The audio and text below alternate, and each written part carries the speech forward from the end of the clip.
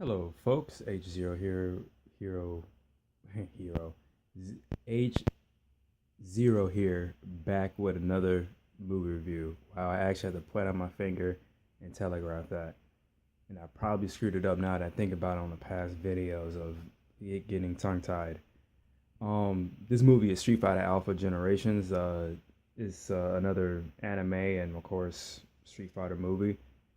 Um, From speculation, I kept thinking this one was a prequel to the last Alpha, you know, film, but I don't really think it is. I think they threw that name on there because it go in correlation with the games, and then it's telling the actual backstory of Ryu, Ken, Goetsu, Goken, and Goki, also known as Akuma here in America. But it's a very good story.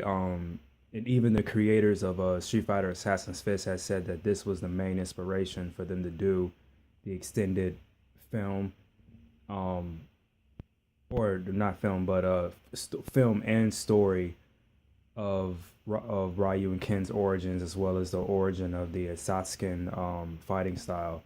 And it was a very good piece of work that they did. There's also going to be a review on it later down in the timeline, but yeah, this one's about well, let me just say the whole piece of the Street Fighter story for some of you non-Street Fighter fans who really think it's just a bunch of characters. But from the Ryu and Ken story, is more about the drama that was going on at the dojo. And the story was that Goki, he wanted more power and he was consumed by so much evil. It morphed him into Akuma, and that's why he looks like that devil with the red hair. And Ryu has the same ability as well, and he has trouble controlling it because Shadowloo, as well as Akuma, is trying to bring it out in him. And later on in the game storylines, he unleashes it, but I think he was able to control it at one point. Um, and it was a good inspiration for me as well because my second story arc pulled it pulled a lot of elements from this as well as the Assassin's Fist, but I took a much extreme darker twist on it because there's some horror elements I put in there as well because when I like horror, and two, it was some of my own personal fears slash nightmares that I always usually have that keep me up at night. But it's a very good story.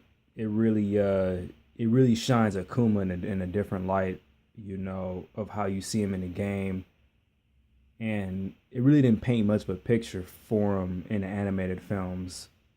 As much as this big sadistic, a hole, but if you're in a quest for absolute power, it seemed like some people would do anything, even if it consumes their very soul. And you know, it was a very very good dynamic. The only difference, and this is what I put in the story, in my story personally, because ironically, both main masters were brothers. It really didn't get heavily deeply in the relationship between Goken and Akuma. It was trying to put emphasis on the implied versus what we actually know. But the story was more focused on Akuma and Ryu overall. Um yeah, that's 4 minutes is about to go on. Well,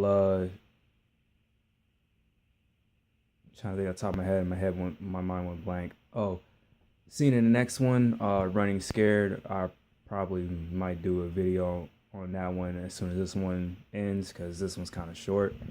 And sayonara.